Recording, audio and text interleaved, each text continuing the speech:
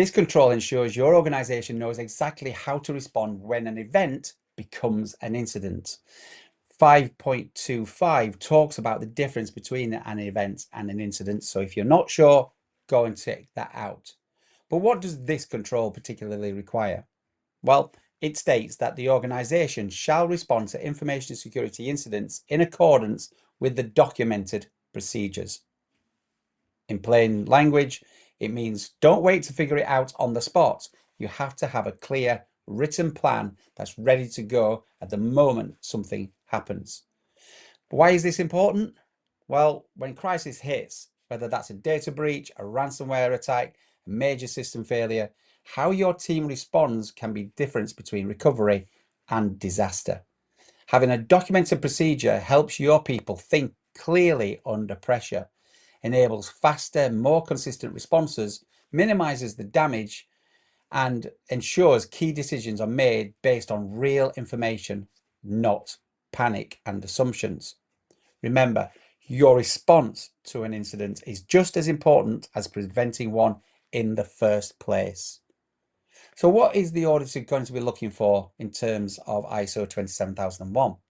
Well, auditors are looking for documented, communicated, and practical response procedures. These might be part of incident response plans, business continuity plans, or disaster recovery plans. They'll expect to see a clear escalation process, defined roles and responsibilities, links to evidence collection, and integration with business continuity. They'll also want to see that plans have been tested as well or exercised.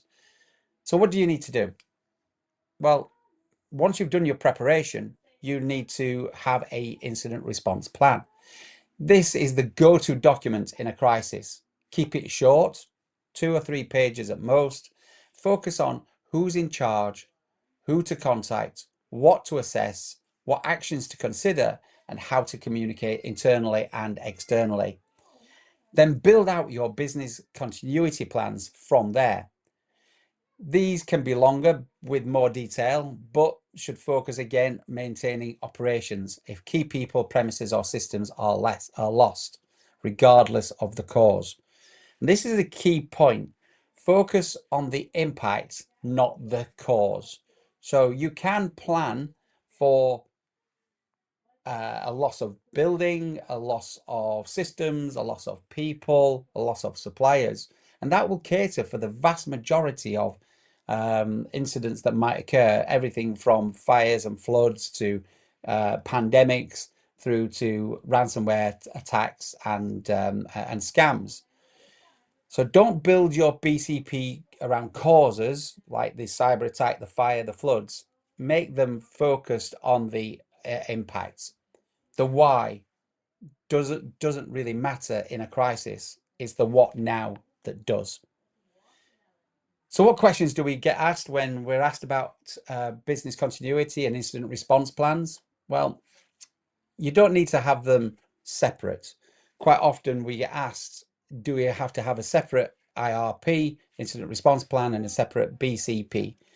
They can be the one and the same document. They serve different purposes, but your incident response plan is that first initial 1 hour, 2 hour. This is how we respond to a major incident. It's about rapid decision making and crisis management. Your BCP, business continuity, the clue is in the title. It helps your business continue. So it's a longer term plan. The next question we get asked is, do we need to test the plans? And the answer is simply yes. Start simply, walk through a tabletop scenario, later move on to a full tabletop exercise using realistic incidents. Test, learn, and improve. That's the cycle that you're looking for. How difficult is this? How difficult is it to build incident response plans and business continuity? It's not difficult. Once again, it's more logistical than technical.